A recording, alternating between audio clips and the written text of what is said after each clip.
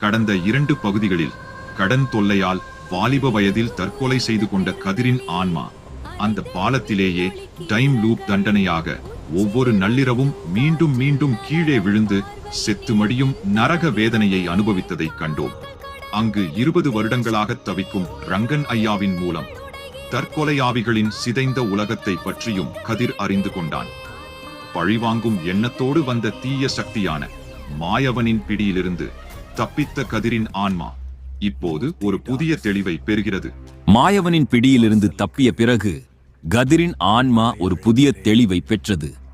பழிவாங்குவது அல்லது தீய சக்திகளிடம் சரணடைவது தனது நிலையை இன்னும் மோசமாக்கும் என்பதை அவன் உணர்ந்தான். ஆனால் அந்த பாலத்தில் கழிக்க வேண்டிய மீதமுள்ள 45 ஆண்டுகள் அவனது கண்ணுக்கு முன்னால் ஒரு முடிவில்லாத பாலைவனத்தைப் போல தெரிந்தன.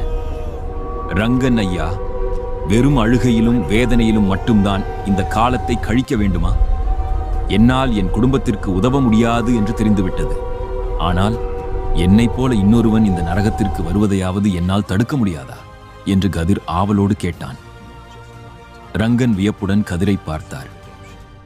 20 வருஷமாக இங்கே இருக்கும் எனக்கு தோணாத ஒரு விஷயம் உனக்கு தோன்றி இருக்கிறது கதிர். தற்கொலை செய்து கொண்ட ஆவிகளுக்கு பொதுவாக சுயநலமும் சுய பச்சாதாபமும் தான் அதிகமாக இருக்கும். ஆனால் நீ அடுத்தவர்களை பற்றி யோசிக்கிறாய்.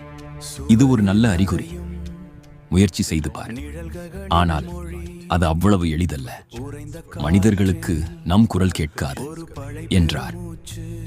அடுத்த சில நாட்கள் கதிர் தீவிரமாக கண்காணித்தான். அந்த பாலம் தற்கொலை செய்பவர்களின் சொர்க்கமாக தவறான அர்த்தத்தில் இருந்தது. ஒரு நாள் மாலை வேளையில் சுமார் 20 வயது மதிக்கத்தக்க ஒரு வாலிபன் மிகவும் சோகமான முகத்துடன் அந்த பாலத்திற்கு வந்தான். அவனது கையில் ஒரு கடிதம் இருந்தது. அவன் பாலத்தின் விளிம்பில் நின்று கீழே ஓடும் ஆற்று நீரை வெறித்து பார்த்தான். அவனது கண்களில் மரண பயத்தை விட ஒரு விதமான விரக்தி அதிகமாக இருந்தது. கதிர் பதறினான். ஐயோ, இவன் ஏதோ தவறான முடிவு எடுக்கப் போகிறான். ரங்கன் ஐயா, இவன் ஒரு கல்லூரி மாணவன் போல தெரிகிறான். இவனை தடுத்தே ஆக வேண்டும். கதிர் அந்த வாலிபனின் அருகில் ஓடினான். தம்பி, வேண்டாம், இங்கே குதிக்காதே. இங்கே வந்தால் நீ மீள முடியாத நரகத்தில் விழுவாய். இதோ பார், நான் படும் பாட்டை பார் என்று கதிர் அவனது முகத்திற்கு நேராக நின்று கத்தினான். ஆனால் அந்த வாலிபனுக்கு கதிரின் உருவம் தெரியவில்லை. அவன் குரலும் கேட்கவில்லை. அவன் தன் காலை தடுப்பின் மேல் வைத்தான். கதிர் தனது முழு ஆவி சக்தியையும் திரட்டினான். அவன் மாயவன் கொடுத்த தீய சக்தியை நாடவில்லை. மாறாக தனது இதயத்திலிருந்து வந்த உண்மையான கருணையை சக்தியாக மாற்றினான். அவன் அந்த வாலிபனின் காதுகளுக்கு மிக அருகில் சென்று ஒரு மெல்லிய காற்றைப் போல தனது செய்தியை அனுப்பினான். உன்னம்மா உனக்காக காத்திருப்பாள். நீ போனால் அவள் பிணமாகி விடுவாள். திரும்பு என்று கதிர் தனது ஆன்மாவை ஊர்க்கி வேண்டினான். அந்த வாலிபன் ஒரு கணம் திடுக்கிட்டான். அவனுக்கு குரல் கேட்கவில்லை என்றாலும் அவனது மனதிற்குள் ஒரு பெரிய பாரம் இறங்கியது போல ஒரு உணர்வு ஏற்பட்டது. அவனது ஆழ்மனதில் அவனது அம்மாவின் முகம் மின்னல் என தோன்றி மறைந்தது. அவன் வைத்த காலை பின்னுக்கு எடுத்தான். கண்களில் இருந்து கண்ணீர் வழிய அந்த பாலத்திலேயே அமர்ந்து தேம்பி தேம்பி அழுதான்.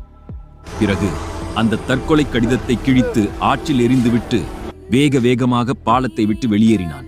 கதிர் அப்படியே தரையில் சரிந்தான். ஒரு உயிரை காப்பாற்றிய அந்த தருணம் அவனது 40 ஆண்டு கால பசியையும் தாகத்தையும் ஒரு நொடி மறக்கச் செய்தது. அவனது ஆவி உடலில் ஒரு மெல்லிய பிரகாசம் தோன்றி மறைந்தது. ரங்கன் ஓடி வந்து கதிரை கட்டி அணைத்துக் கொண்டார். கதிர், நீ சாதித்து விட்டாய். உன் குரல் அவன் மனசாட்சியை தொட்டுவிட்டது. ஒரு ஆவி மனிதனின் எண்ண ஓட்டத்தை மாற்ற முடியும் என்பதற்கு நீயே சாட்சி. இன்று நீ ஒரு குடும்பத்தை காப்பாற்றி விட்டாய் என்று நெகிழ்ந்தார். ஆனால் ஆவி உலகின் சட்டங்கள் மிக கடுமையானவை. கதிர் ஒரு உயிரை காப்பாற்றிய அன்றைய இரவு அவனது டைம் லூப் தண்டனை இன்னும் கொடூரமாக இருந்தது. அவன் கீழே விழும்போது வழக்கத்தை விட அதிக வலியை உணர்ந்தான். தீய சக்திகள் அவனது நற்செயலைக் கண்டு பொறாமைப்பட்டு அவனை வதைப்பது போல் இருந்தது. ஆனாலும் கதிர் தளரவில்லை. அன்று முதல் அவன் அந்த பாலத்தின் காவல் ஆவியாக மாறினான். யாராவது சோகமாக அந்த பக்கம் வந்தாலே கதிர் விழிப்புடன் இருப்பான். காதலால் தோற்றவர்கள், தேர்வில் தோல்வியுற்றவர்கள், வறுமையில் வாடுபவர்கள் என பலரை அவன் தனது மனசாட்சி குரலால் திருப்பி அனுப்பினான். இப்படியே 10 ஆண்டுகள் ஓடின. கதிரின் ஆவி உருவம் இப்போது சிதைந்த நிலையில் இருந்து மாறி ஒரு சாந்தமான மனித உருவத்தை பெறத் தொடங்கியது. அவனது விடாமுயற்சியால் அந்த பாலத்தில் தற்கொலைகளின் எண்ணிக்கை குறையத் தொடங்கியது. அந்த பகுதி மக்கள், அந்த பாலத்தில் ஏதோ ஒரு காவல் தெய்வம் இருக்கிறது, தற்கொலை செய்ய போனால் ஏதோ ஒன்று நம்மை தடுக்கிறது என்று பேசத் தொடங்கினார்கள். ஒரு நாள் கதிர் தன் வீட்டை பார்க்கச் சென்றான். அங்கே அவனது மகன் இப்போது வளர்ந்து பள்ளிக்குச் சென்று கொண்டிருந்தான். அனிதா ஒரு சிறிய தையல் கடை நடத்தி கௌரவமாக வாழ்ந்து கொண்டிருந்தாள். கதிரின் நண்பன் துரோகி விபத்தில் சிக்கி முடங்கி கிடப்பதை கண்டான். கதிர் பழிவாங்காமலேயே காலம் அவனுக்கு பதில் சொல்லியிருந்தது. அப்போது அந்த பாலத்திற்கு ஒரு முதியவர் வந்தார். அவர் கையில் ஒரு மாலை இருந்தது. அவர் கதிர் விழுந்த அதே இடத்தில் அந்த மாலையை போட்டுவிட்டு வேண்டினார். கதிர், நீ போனாலும் உன் ஆன்மா எங்களை காக்கிறது என்று எனக்கு தெரியும். அன்று உன் குரல்தான் என் மகனை தற்கொலையிலிருந்து தடுத்தது என்று அவன் என்னிடம் சொன்னான். நீ எங்கே இருந்தாலும் நல்லா இருப்பா என்றார்.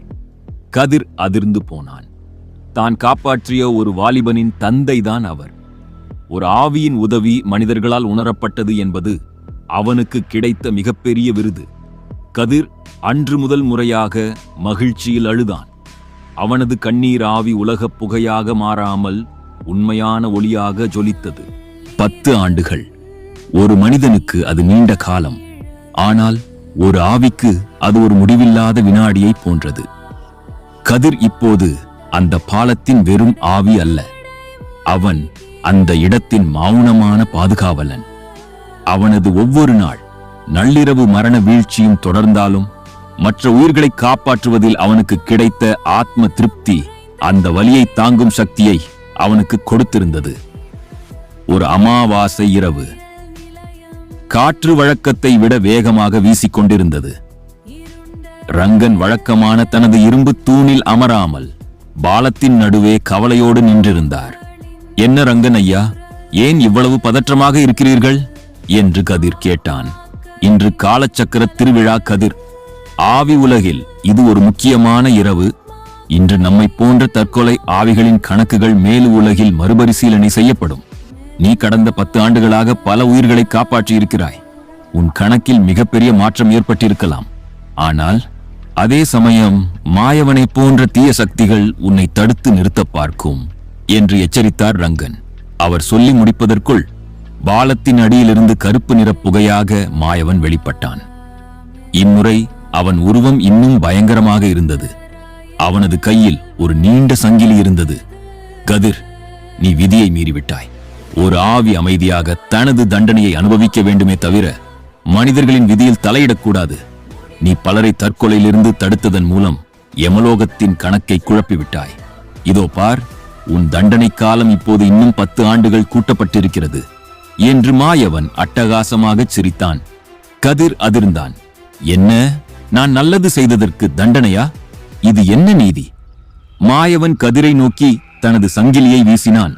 நீதி தேவதைக்கு உன் செயல் பிடிக்கும், ஆனால் இந்த இருள் உலகிற்கு அது பிடிக்காது.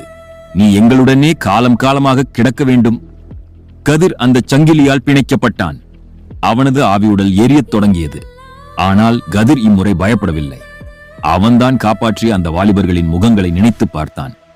மாயவா, நான் செய்த ஒவ்வொரு நற்செயலும் என் ஆன்மாவில் ஒளியாக இருக்கிறது. உன் இருள் சங்கிலியால் அந்த ஒளியை அணைக்க முடியாது என்று கர்ஜித்தான்.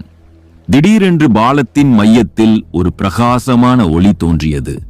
அந்த ஒளியிலிருந்து ஒரு தேஜஸ் மிக்க உருவம் வெளிப்பட்டது. அது ஒரு தர்ம தேவதையின் அம்சம் போல தெரிந்தது. அந்த ஒளியை கண்டவுடன் மாயவன் புகையாக மறைந்தான். அந்த உருவம் கதிரை பார்த்து பேசியது. கதிர், நீ செய்தது மிகப்பெரிய தியாகம். தற்கொலை செய்த ஒரு ஆன்மா மற்றவர்கள் அந்த தவறை செய்யாமல் தடுப்பது என்பது ஆத்ம சுத்தியாகும். உன் தண்டனை காலம் 45 ஆண்டுகள் என்பது உண்மைதான். ஆனால் நீ காப்பாற்றிய ஒவ்வொரு உயிரும் உனக்கு 5 ஆண்டுகளை பரிசாக கொடுத்திருக்கின்றன. நீ இதுவரை 9 உயிர்களை காப்பாற்றியிருக்கிறாய். உன் 45 ஆண்டு தண்டனை இப்போது முடிவுக்கு வருகிறது. கதிர் திகைத்து நின்றான். அப்படியானால் எனக்கு விடுதலை கிடைத்து விட்டதா? விடுதலை கிடைத்து விட்டது. ஆனால் உனக்கு ஒரு வாய்ப்பு இருக்கிறது. நீ நேரடியாக மேலுலகிற்கு செல்லலாம், அல்லது உன் குடும்பத்திற்காக ஒரு கடைசி உதவி செய்யலாம்.